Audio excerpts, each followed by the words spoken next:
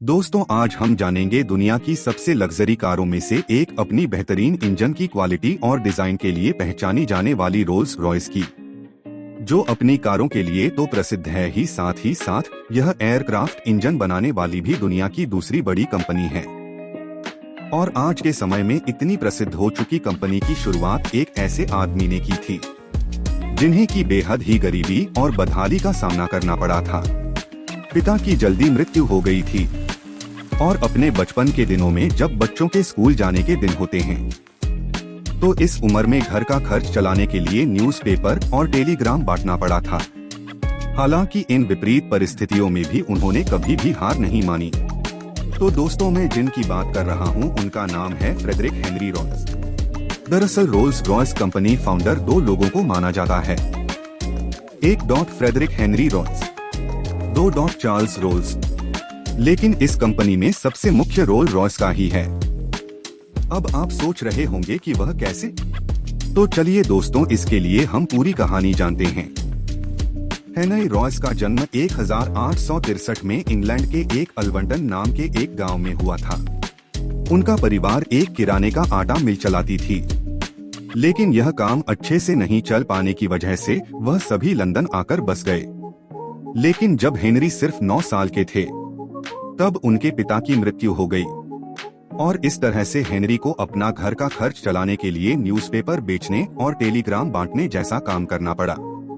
अगले कुछ सालों तक इन सभी कामों को करने के बाद वह अपनी आंटी की मदद से इंग्लैंड के एक पीटरब्रो नाम की जगह पर चले गए, जहां पर उन्होंने नॉर्थर्न रेलवे में काम किया।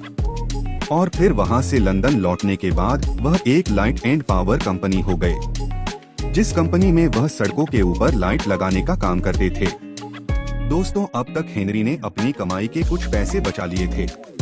उसके बाद अपने की गई बचत और अपने दोस्त क्लारेमोन के साथ मिलकर 1884 में एक छोटी सी कंपनी खोली, जिसका नाम उन्होंने F.H. रॉयस एंड कंपनी रखा। दरअसल यह कंपनी बिजली के छोटे छोटे पार्ट बनाने का काम करती थी। और फिर अगले 10 सालों के बाद इसी कंपनी के जरिए उन्होंने डायनेमो और इलेक्ट्रिक क्रेन बनाने भी शुरू कर दिया। फिर 1899 में उन्होंने अपनी कंपनी को रजिस्टर्ड करवाया। लेकिन आगे चलकर जर्मनी और अमेरिका से आने वाले क्रेन और डायनेमो से कंपटीशन बढ़ता जा रहा था और कंपनी को घाटा होने लगा था।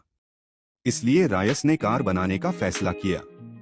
उन्होंने मोटर कार को अच्छे से जानने के लिए 1901 में डिंडोयल और 2 सिलेंडर डोको कार खरीदा। इन कार की कमियों को उन्होंने अच्छे से पहचाना और फिर 1904 में अपनी खुद की 3 कार बनाई। और इन 3 कार में से उन्होंने एक कार अपने बिजनेस पार्टनर रह चुके क्लारमाउंट को दे दी और हेनरी एडमंड नाम के एक आदमी ने उनकी दूसरी कार खरीदी। तो दोस्तों, अब यहाँ से रोल्स रॉयस के दूसरे फाउंडर की कहानी शुरू होती है, जिसका नाम था चार्ल्स रोल्स। दरअसल चार्ल्स एडमंड के अच्छे दोस्त थे और लंदन में उनका बड़ा सा एक कार का शोरूम था। जब उन्होंने हेनरी रोल की कार को दिखा तो वह उन्हें बहुत पसंद आई और चार्ल्स रॉय हेनरी के पार्टनर बन गए। 23 दिसंबर 1904 को दोनों के बीच बिजनेस डील हुई कि रॉयस की बनाई हुई कार को रोल्स खरीदेंगे और वे सभी कार रोल्स रॉयस के नाम से जानी जाएगी।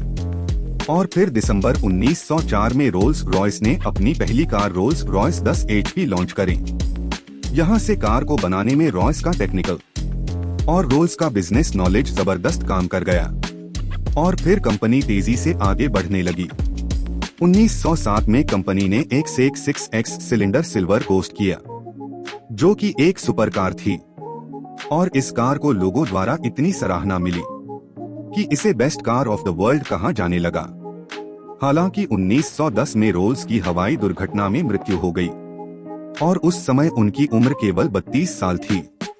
1914 में रोल्स रॉयस ने ऑटोमोबाइल के अलावा हवाई जहाज के इंजन बनाने भी शुरू कर दिए और सबसे पहले इन्होंने ईगल इंजन का निर्माण किया। 1921 में डिमांड बढ़ने की वजह से रोल्स रॉयस ने मैसाचुसेट्स में एक नई फैक्ट्री खोली और फिर उन्होंने उसी साल स्प्रिंगफील्ड गोस्ट नाम की एक कार बनाई।